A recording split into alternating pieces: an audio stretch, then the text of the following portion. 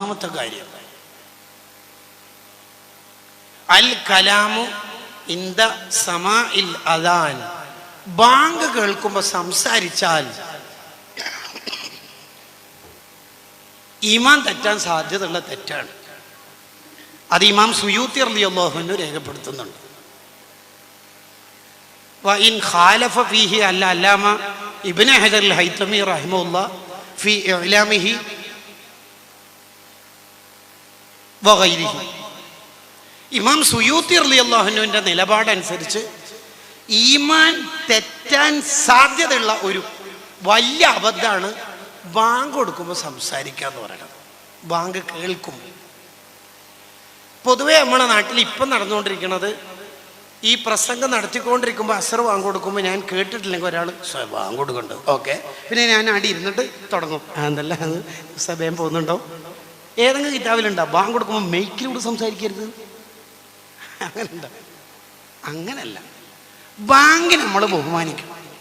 ബാങ്കിനെ ബഹുമാനിച്ചത് കൊണ്ട് മാത്രം സ്വർഗത്തിലെത്തിയ ചരിത്രങ്ങളുണ്ട് കിതാബിൽ. ബാങ്കിനെ ബഹുമാനിച്ചവൻ കൊണ്ട് ഈമാൻ കിട്ടിയ സ്ത്രീകളുടെ ചരിത്രമുണ്ട് കിതാബിൽ. ബാങ്കിന് ഇത്ര ബഹുമാനം കിട്ടാനുള്ള കാരണം അള്ളാഹുവിൽ തുടങ്ങി അള്ളാഹുവിൽ അവസാനിക്കുന്ന ദിക്റാണ് ബാങ്ക്. അല്ലാഹു അക്ബർ അല്ലാഹു അക്ബർ, അതിൽ തുടങ്ങി ലാ ഇലാഹ ഇല്ലല്ലാഹ്, അള്ളാഹുവിൽ അവസാനിക്കുന്നത്. അതാണ് ബാങ്ക്. ബാങ്ക് കൊടുക്കാൻ ചാൻസ് കിട്ടിയാലൊക്കെ നമ്മൾ ബാങ്ക് കൊടുക്കണം. ബാങ്ക് കൊടുക്കൽ ഒരു ലോക്കലായ പണിയായി വിചാരിക്കുന്ന പലരും ഉണ്ട്. ശരിക്കും പറഞ്ഞാൽ ആഖിറത്തിലെത്തിയാൽ കൂടുതൽ കൂലി കിട്ടുന്ന ആള് ബാങ്ക് ഇഖാമത്തും കൊടുക്കുന്ന ആളാണ്. നാട്ടുകാരുടെ ശമ്പളമല്ല പറയണത്, നാട്ടുകാർ ഖത്തീബിനെ കൊടുക്കലെങ്കിലും മുഅദ്ദിനാണ് ആഖിറത്തിൽ വമൻ അഹ്സനു ഖൗലൻ മിമ്മൻ ദഅ ഇലല്ലാഹ് എന്ന ആയത്തിന്റെ തഫ്സീറിൽ കാണാൻ അവർക്കാണ് കൂടുതൽ ഫളൽ ഉണ്ടാവുക. ബാങ്ക് കൊടുക്കുന്ന ആൾ ആഖിറത്തിലെത്തിയാൽ അത്വലുൻ നാസി അനാകന്ന, അവരുടെ പിരടി നീണ്ടിട്ടുണ്ടാവും എന്ന് പറഞ്ഞാൽ ജിറാഫിനെ പോലെ ആയിട്ടുണ്ടാവുന്ന. എന്താ അതിൻ്റെ അർത്ഥം? അതിന് കുറേ അർത്ഥമുണ്ട്. ഒരർത്ഥം എന്താ വെച്ചാൽ ബാക്കിയുള്ളവരെല്ലാം മഹ്ശറിൽ ഇങ്ങനെ പേടിച്ചിട്ട് തല ഇങ്ങനെ താഴ്ത്തിയിട്ട് എപ്പാ വിളിക്കാം എന്നുള്ള. ഇവരെങ്ങനെയാന്ന് വെച്ചാൽ ഇതെന്താ വിളിക്കാത്ത സമയമല്ലോ, ഡിലേ ആണോ? വന്നേ ഭാരത് സാധാരണ നേരത്തെ എത്താറുണ്ടല്ലോ. അത്വലുന്നാസി അനാകൻ, അവർക്ക് പേടി തന്നെ ഉണ്ടാവില്ല. കാരണം അവര് വിളിച്ചിട്ടല്ലേ ലക്ഷക്കണക്കിന് മോമിനീങ്ങളുടെ നിസ്കാരം നടന്നത്. ബാങ്ക് കൊടുത്താൽ ആ ബാങ്ക് കേൾക്കുന്ന കല്ലും മരങ്ങളും ബാങ്ക് കൊടുത്താക്ക് വേണ്ടി സ്വർഗം കിട്ടാൻ സാക്ഷി നിൽക്കുമെന്ന് നബിയുന റസൂലുള്ളാഹി സ്വല്ലല്ലാഹു അലൈഹി വസല്ലം. ചാൻസ് കിട്ടിയാൽ മിസ്സാക്കാൻ പറ്റാത്തൊരു നന്മയാണ് ബാങ്ക് കൊടുക്കുക എന്ന് പറയുന്നത്. ബാങ്ക് കൊടുക്കുന്ന ആളെ നിന്ദിക്കുക എന്ന് പറയുന്നത് ഖിയാമത്ത് നാളിന്റെ അടയാളം കൂടിയാണ്. പലപ്പോഴും ചില മഹല്ലുകളിൽ അങ്ങനെ സംഭവിക്കാറുണ്ട്. അയാൾക്ക് പേരിടും, എന്ത് നല്ല അടിപൊളി പേരായിരിക്കും, അസിസ്റ്റന്റ് ഖത്തീബ്, നല്ല പ്രൊണൗൺസിയേഷൻ ഒക്കെ ഉണ്ടോ, അസിസ്റ്റന്റ് ഖത്തീബ്. ജോലിയോ ബാങ്ക് മെയിൻ ജോലി പാത്രം കഴുകണം, പിന്നെ മൂത്രച്ചോളി. ബാങ്ക് കൊടുക്കുന്ന ആലിമീങ്ങളെ കൊണ്ട് അത്യാദിയുള്ള ഒരു പണിയും ചെയ്യിപ്പിക്കരുത്.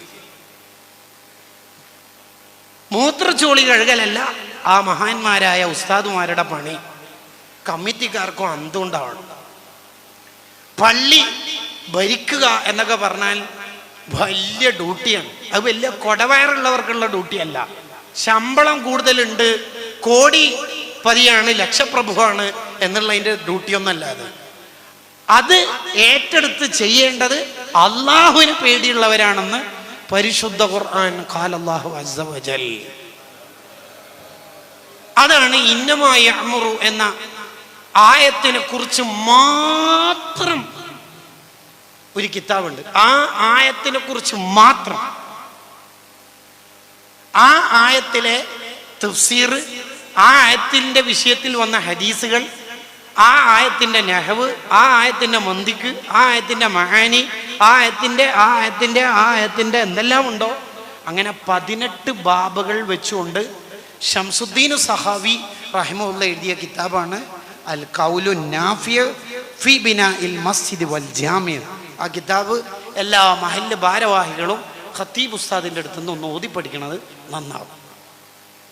ഖത്തീബിനെ ഭരിക്കലല്ല കമ്മിറ്റീൻ്റെ ഡ്യൂട്ടി, ഖത്തീബിൻ്റെ അണ്ടറിൽ നിൽക്കലാണ് കമ്മിറ്റിയുടെ അദബ്. ആലിമീങ്ങൾ ആഖിറത്തിലെത്തുമ്പോൾ അവരോട് പറയും, എന്താ ഇത്ര സ്പീഡിൽ സ്വർഗത്തിൽ പോണത്?